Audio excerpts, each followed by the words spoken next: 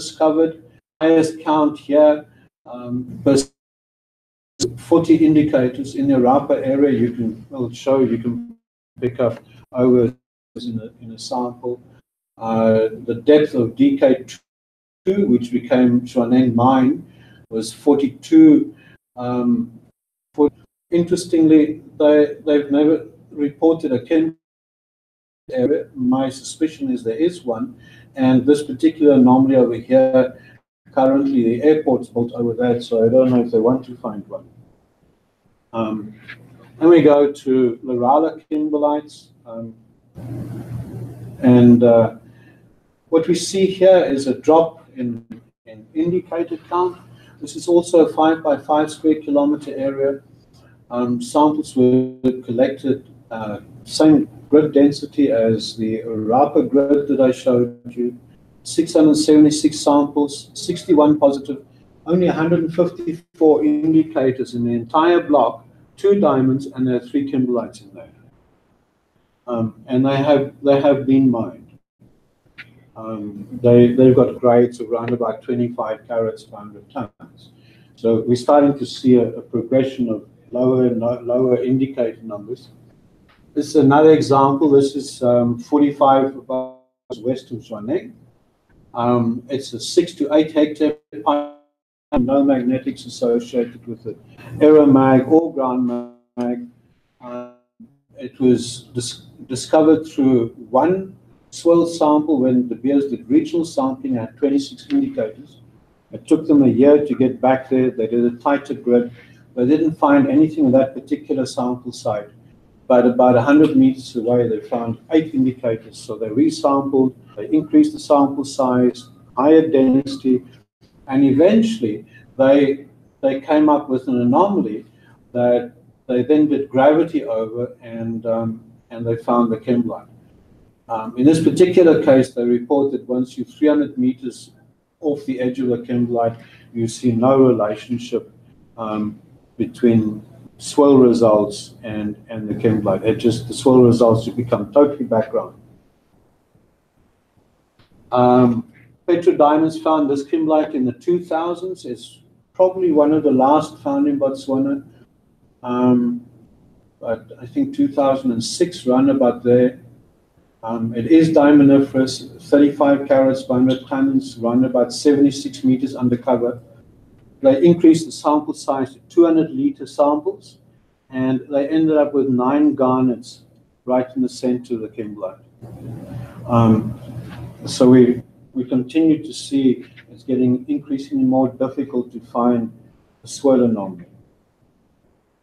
I missed one. I think so. I might have put up the old one to the ledger. In any case, what we are looking at, the 2 areas we're focusing on is the Rapa Kimberlite field, with the Rapa mine sitting over there, and here the Malatswai garnet anomaly. Now, this is a pie diagram of the garnet chemistry derived out of these 2 areas. And one can see that they are distinctly different representations of the mantle. Now, when De Beers discovered the Malatswai garnet anomaly in 84 to 87, they concluded that the garnets here were derived from over there. Well, 3 things had to happen. The dominant wind direction is in that direction, and so these garnets would have to tack 90 degrees to the wind direction. And in the process of tacking it in this direction, they lost all the ilmenite because the ratio of ilmenite to garnet here is 1 ilmenite to 99 garnets. Strange surprise, nobody's found the ilmenites lying in this area over here. And also, as they tacked 90 degrees against the wind, they had to change their chemistry quite dramatically. So we don't believe the De Beers model. We believe the source for these garnets are in this area. This is typically the type of results De Beers found. The highest number, this is also sampled on a 200 by 200 meter grid basis. The highest number of indicators in one sample is 3. They found chrome dioxides, but they still concluded that the source was about 120 kilometers away. These indicators were small, rounded, so they decided that they came from far away. And they have a 6-shape classification system, which I only recently think, found, I think it's related to this paper by Powers, 1953, because Gavin Lamont started prospecting in Botswana in 1955 and introduced this shape classification. And the idea is the rounded is the further away from source. The problem is when you come to the Malatswai area and you look at the shape of most of the garnets, they're nice and round.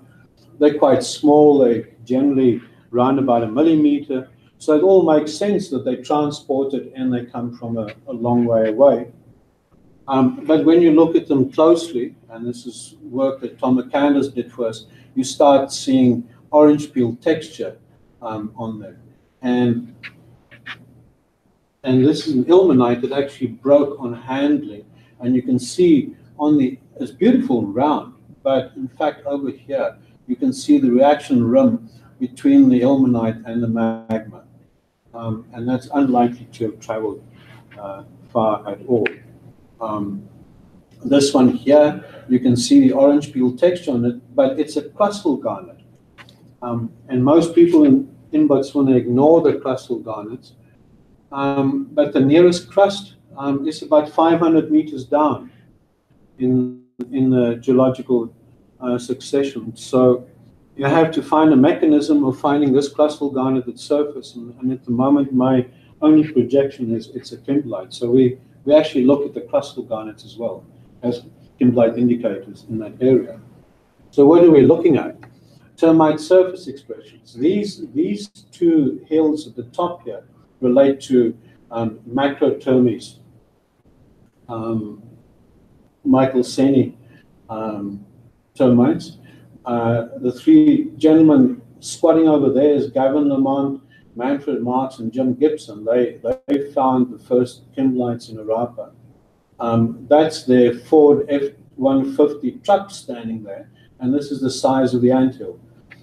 So you can see that it's not difficult to imagine these macrotermes, termites moving 100 tons of material. And the same, here's a recent one, and Tshireletso standing next to it.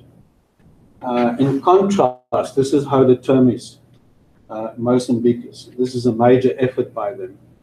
They've actually chucked a little bit of material on the out on the side, and where we have these termite hills working as a focal point of large volumes of material being brought up by the termites. These guys, their nests are underground. They don't build nests above ground, and all they have are these little vent holes, and these little vent holes pop up all over the place. So they have a complete different mechanism of concentrating the indicators. The other thing is also Macrotermes is the largest termite in Southern Africa that has quite big mandibles. I'm not sure where Hodotermes sits in, but Macrotermes is about 3 millimeters in length, and Hodotermes would be 1.5 millimeters in length. So they handle completely different size indicators.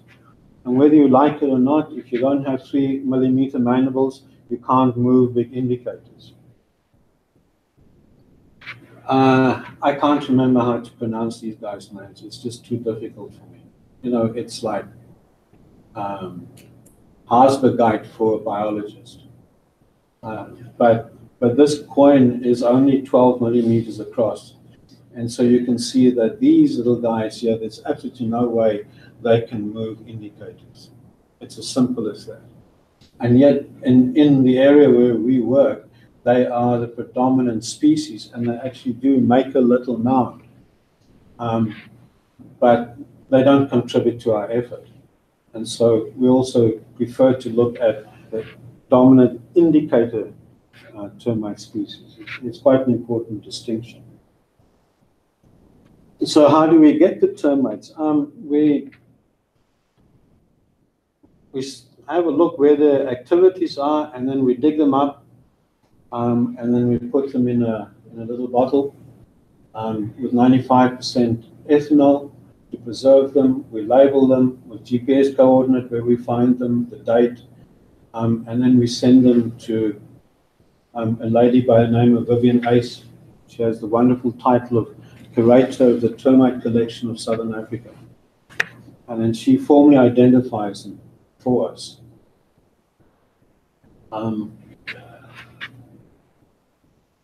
So I'll hand you over to Tshireletso to tell you the work that she's been doing. So I don't know why, but it's not the right. Thank you very much for the background.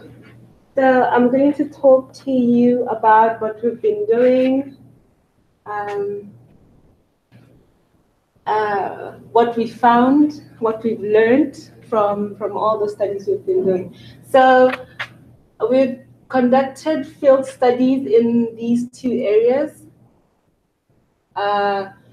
in the Orapa Kimberlite field and in the Malatsai garnet anomaly area.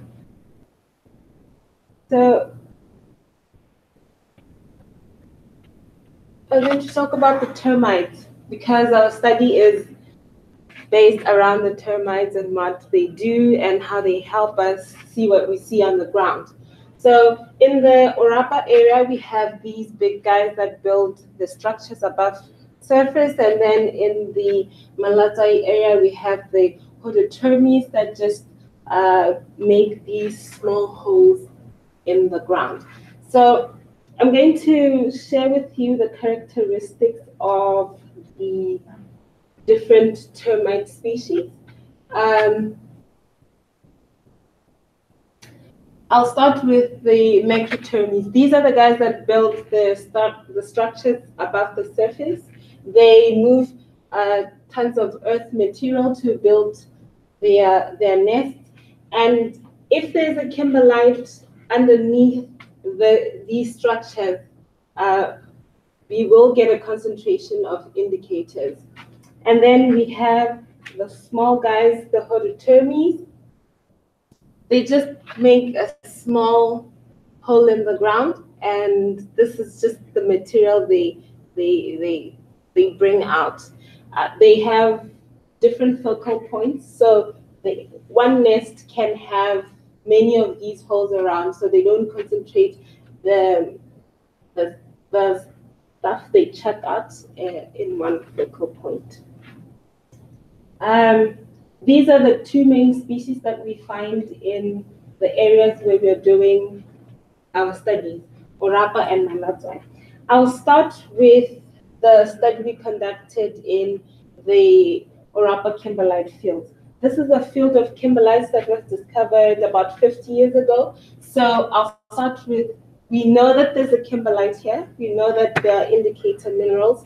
So this slide just shows you a cross-section of the geology that the termites have to go through to get to the water table. We have the Kalahari sands, calcrete.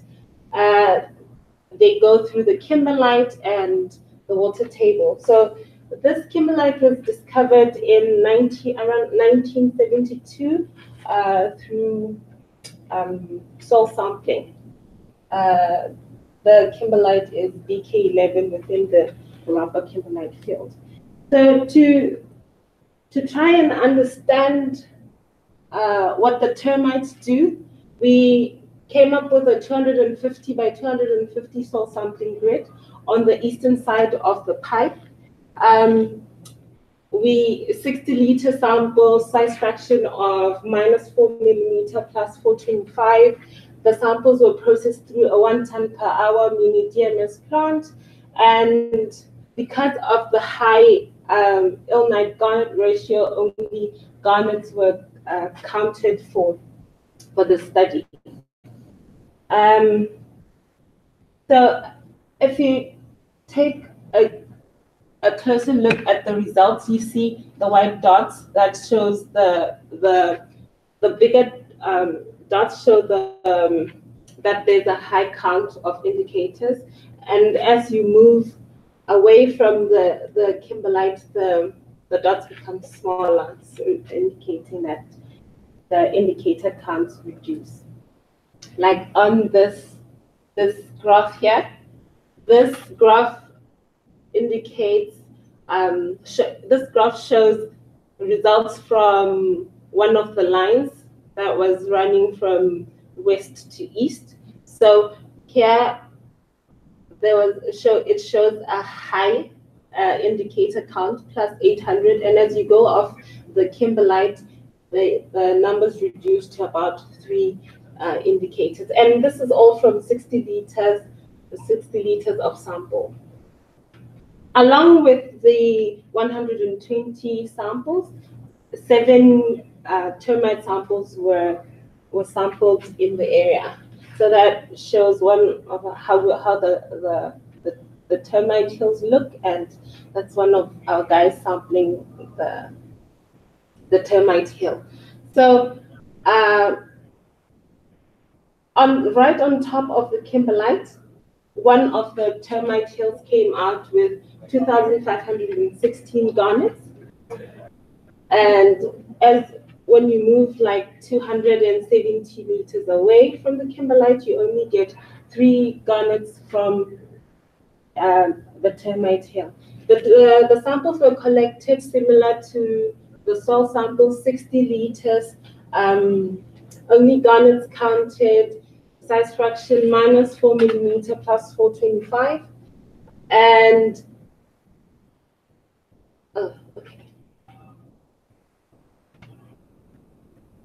And then now that I've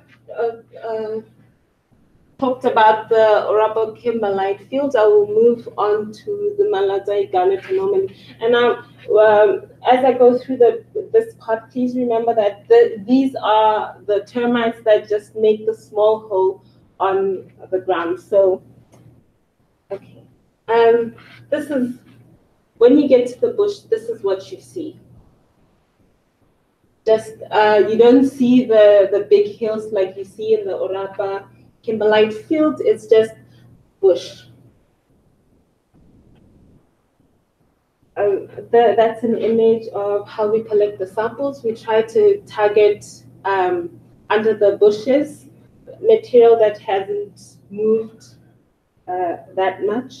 And this is how we get our size fraction. -4 millimeter plus 425.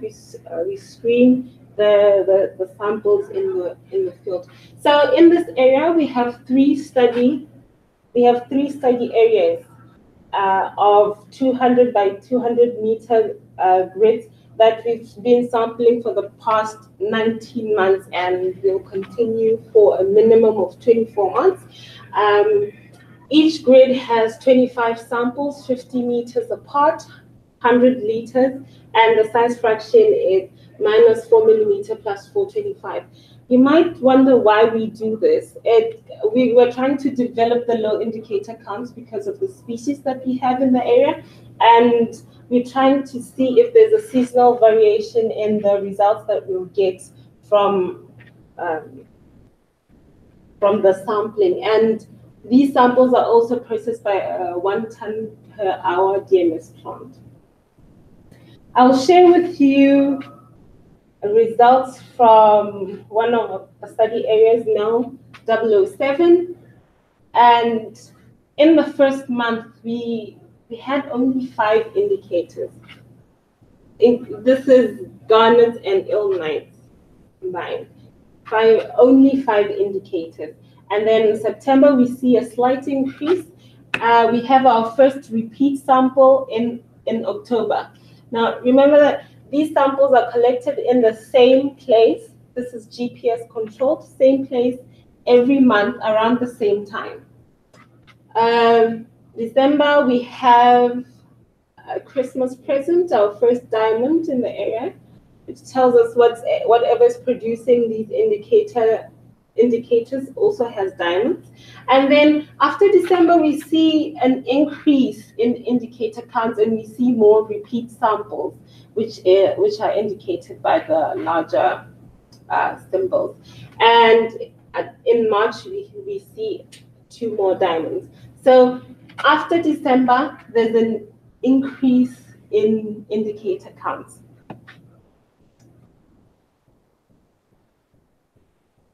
I'll show you another study area, MEL 001. This, for MEL 007, I showed you month after month.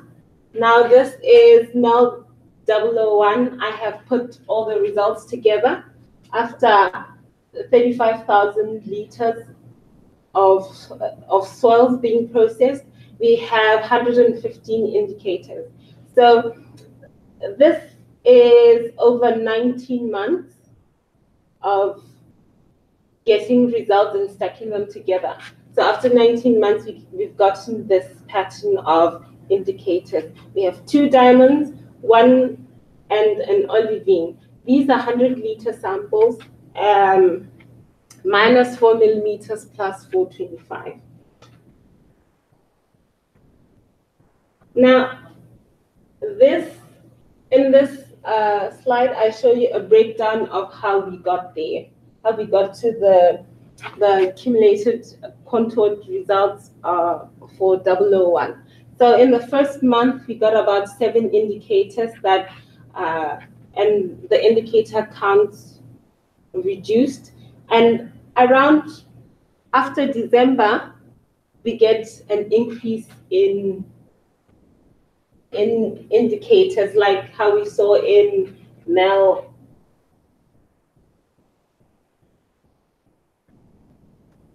Like how we saw in 007. After December, we get an increase in indicator counts.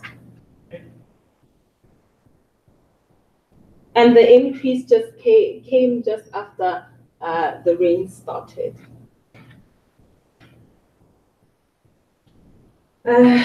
So basically what I've been saying is that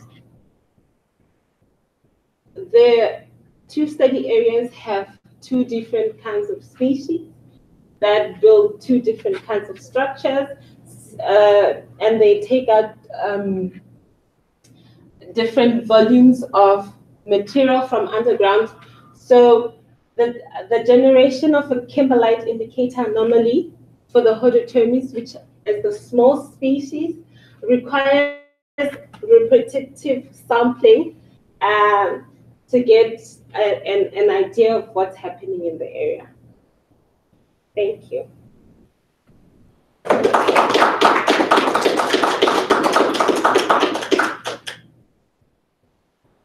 A question. When you're sampling on your design grid at your sample points that you've already presumably in the office set up, do you fine-tune those samples to look specifically for a collection of vent holes? Pardon? Well, when you're taking your sample, would you move it a little bit or would you look around a few meters for a series of vent holes from Hodotermes? No.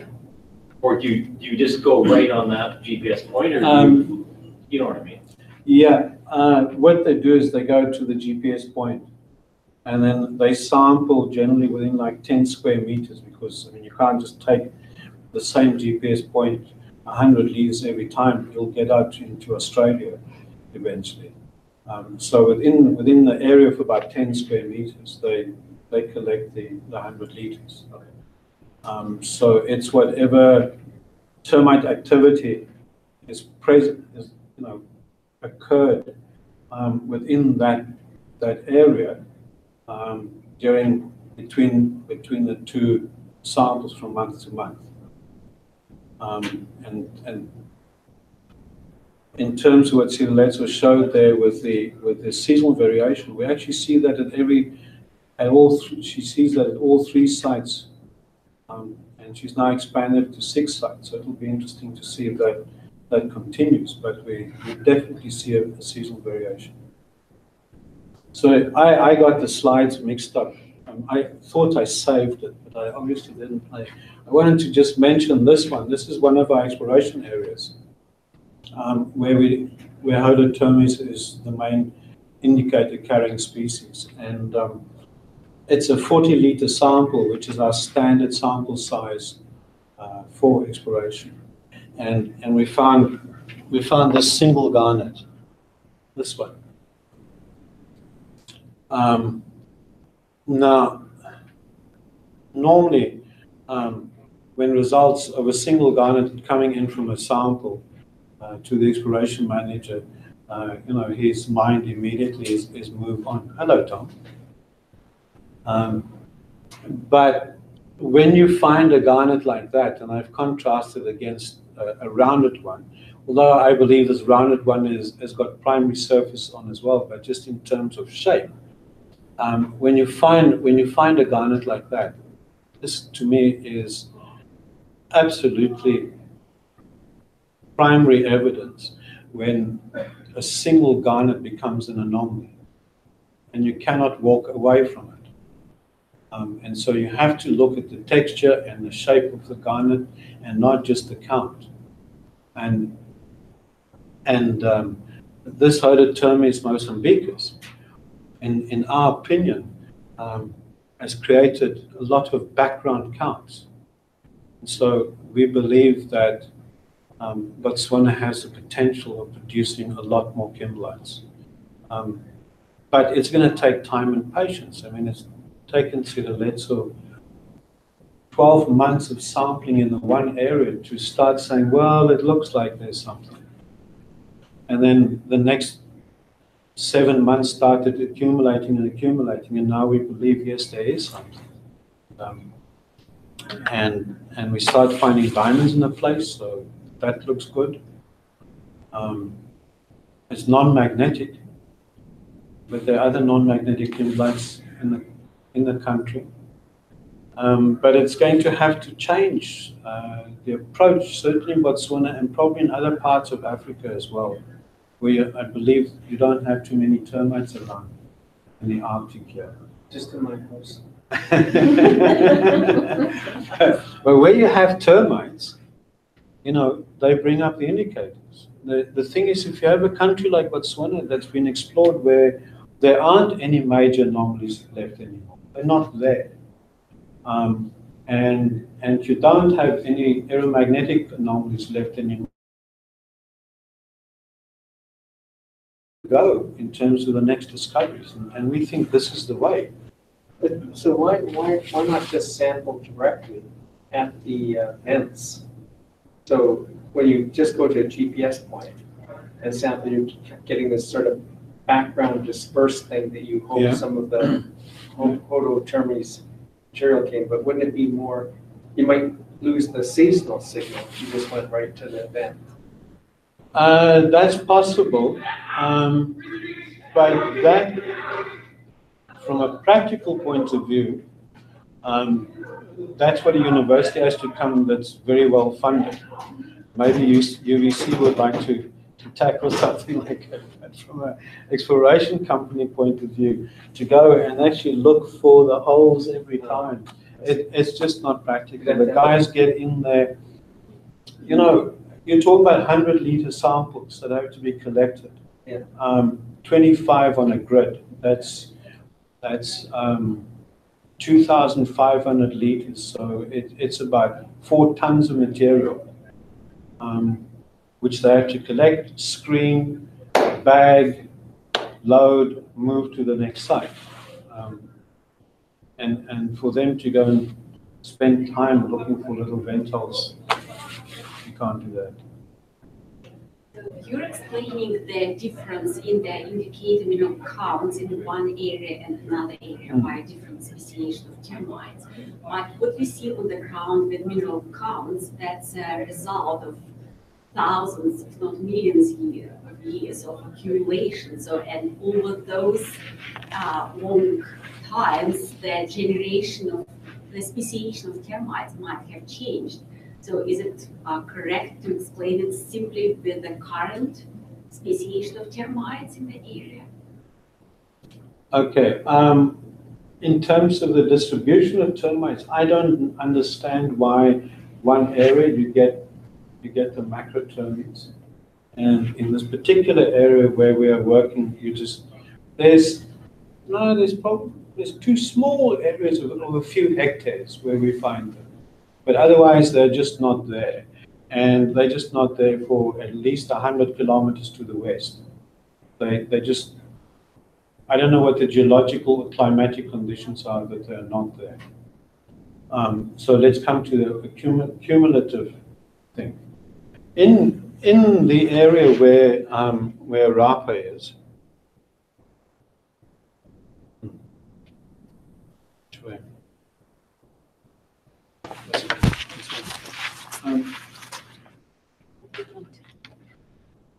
No, let's just, it's okay.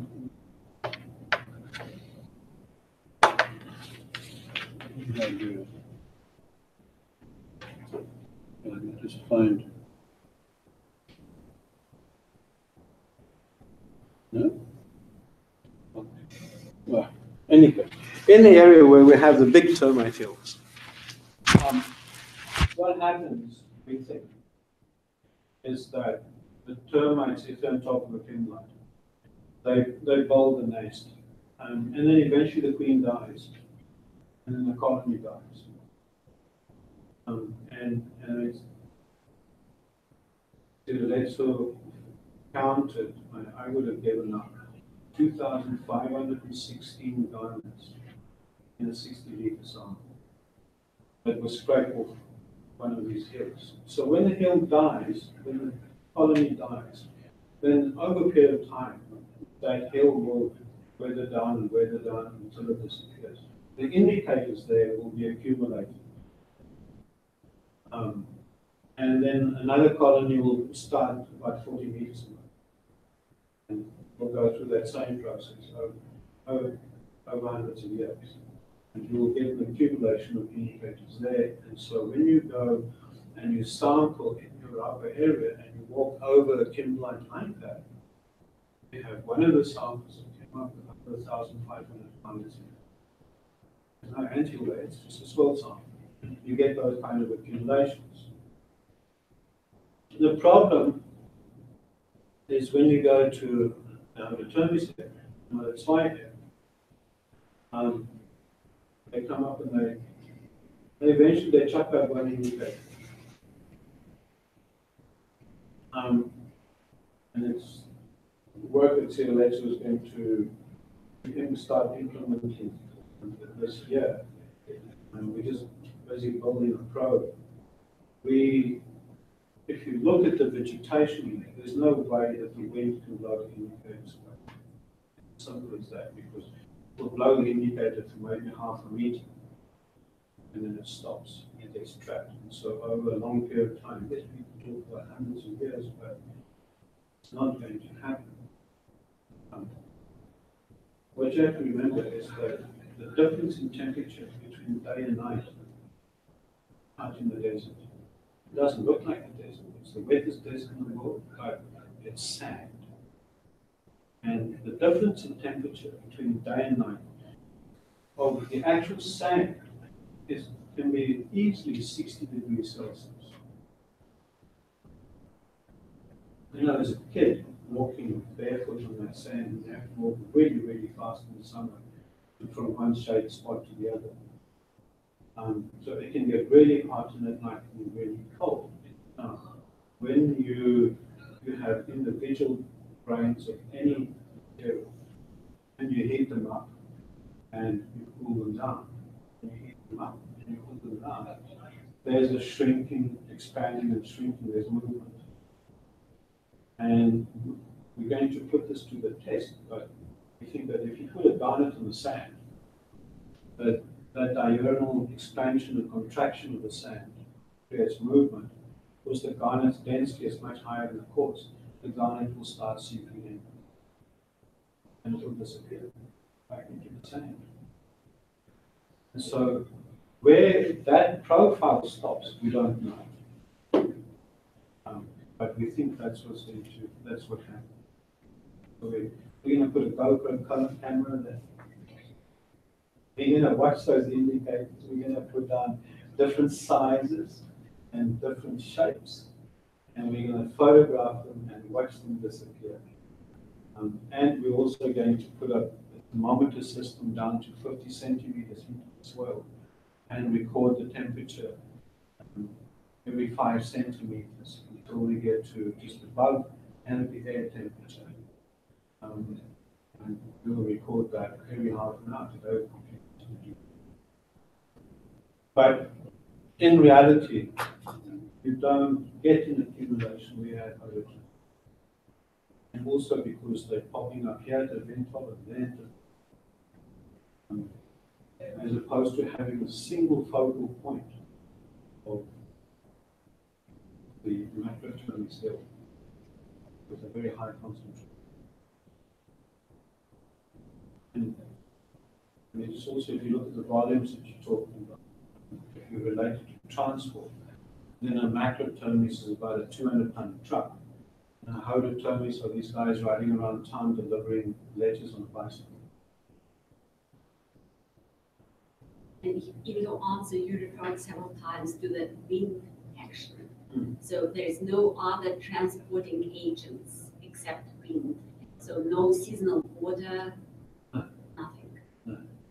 It's a desert. I mean, it can rain like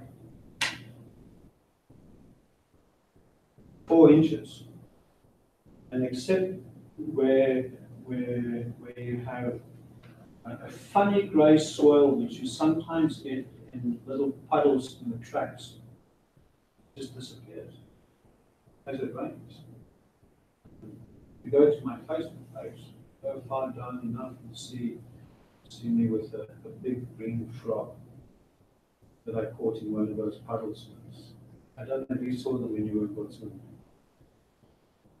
Where they come from, I don't know, but when you get right, there's a puddle, there's a big frog there.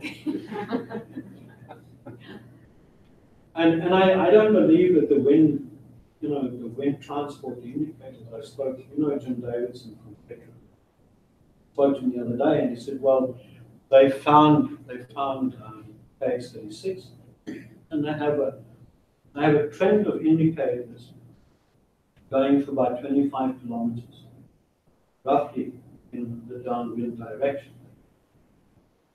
And they put it down to downwind. But ironically, when you look at it, it's exactly along the structural line in their aeromagnetics. And it's not the wind, it's a dike system that's there. It's just they can't see it magnetically. And I offered that we go and help them with sampling and sorting it out. If Thompson will work in terms of extras. But it's very simple. It's the wind. It's like the original Malatswai garments were that the Beers found. They came up with, well, in those days, anything that in 250 kilometers of Harappa came from Harappa. But in order to explain why these indicators are over there at 90 degrees to the wind, within a desert environment, they brought in a fluvial transportation, which I just don't get. And more spectacularly, one of the geologists proposed an episodic tsunami to move the stuff there. So if you're stuck, come up with a great theory and have the answer. The answer really is they kimberlized it. But it's been, I've worked in that area, and Chuck Cookey has got empathy with me. I've worked in that area now since 1995, 23 years. And it's only in the past 2 years the work that Tshireletso has been doing that started unlocking for me the direction going. And so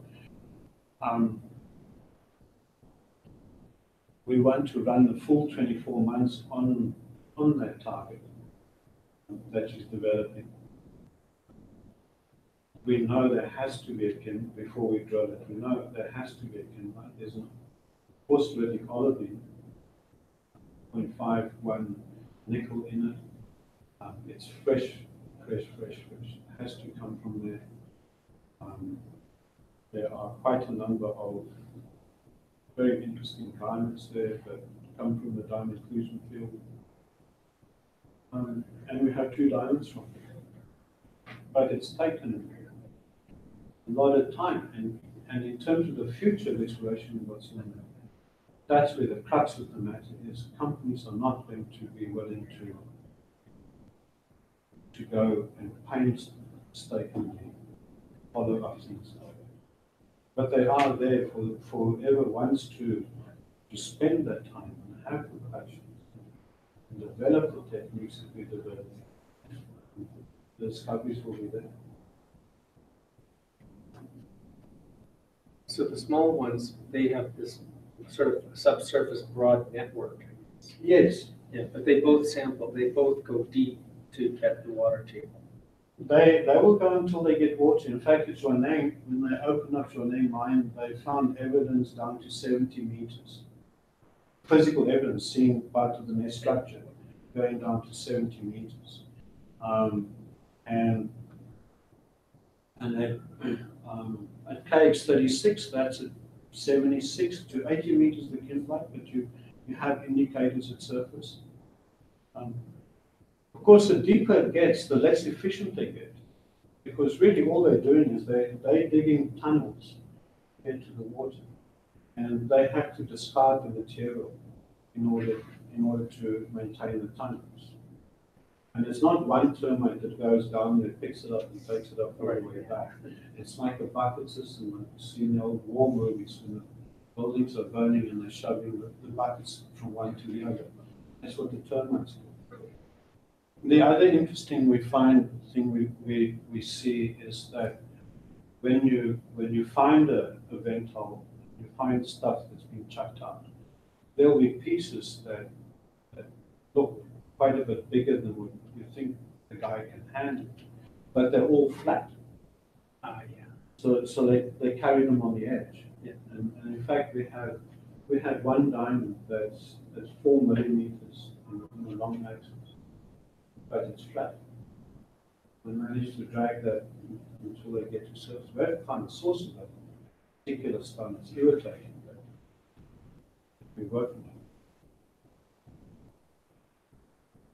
I want to ask about the graph that you showed throughout the year that you count the indicator minerals and that they increased after December.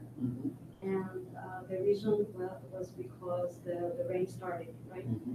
So I want to ask if you studied like the seasonal change in the behavior of the termites, if there is any like reproduction states, maybe they increase their activity throughout the months. Well, they start breeding when there's water, when it starts raining. Oh, so Okay, and in fact, in the Malatswai area, it was raining one day when the termites they come out of these vent holes, and just streams of them coming out, and what they call the A-lights, which are the new breed, and they fly. They fly up into the air, and then they mate up in the air, and then they because it's not so easy to fly while you're mating, they crash down to the ground. There where they land, if they're still in love with each other, they form a new colony. But also, and so it's when the rain's there, when it's just rain, that you see them coming out. And so what happens is, like a month or two before, they start increasing the activity of getting the water because they're actually starting to breed. So they have to have the ventilation, they have to have the food, they have to have the moisture for the A-lights breeding, everything. And if we could watch them, we would be able to predict that it's going to rain a lot better than the weatherman. But that's why they're related. The whole activity, and then once it's rained, that activity just keeps on increasing and increasing until it starts drying out. And some of the sites that Tshireletso is working, you can see the indicator count going down and down as it gets drier. And normally around, I mean, there's in all data, all scientific data, there's a spike somewhere along the line that spoils the beautiful graph pattern. But you know, to us it's interesting that all three study areas have the same similar pattern. But it's related to their lifestyle. They don't actually know we're interested in indicators. You mentioned here Tetra Kimberlite, type 2 Kimberlite, in one of your points. So how do you know that's Kimberlite? Is it based on indicators, or they actually had a core, they drilled it, they they actually evaluated it. It's got 35 CPHT, but the diamond's not great in terms of quality. Apparently on their evaluation it just breaks even. So now they're looking for an investor to spend $8 million to see if they can get it better than even. If you're a gambler, you know, on black and white on a roulette table, then probably you want to spend $8 million. But it's around about 6 hectares in size. Sebastian Tapper dated it, it's 140 million years. And it's no more. This line has been out. In fact, if you ask Jim, you might be able, I don't know if anybody studied the diamonds inclusions, but he's retiring end of June, so you can get hold of him. Steve Face, and we're going to move before he retires, and you have the diamonds inclusion studies.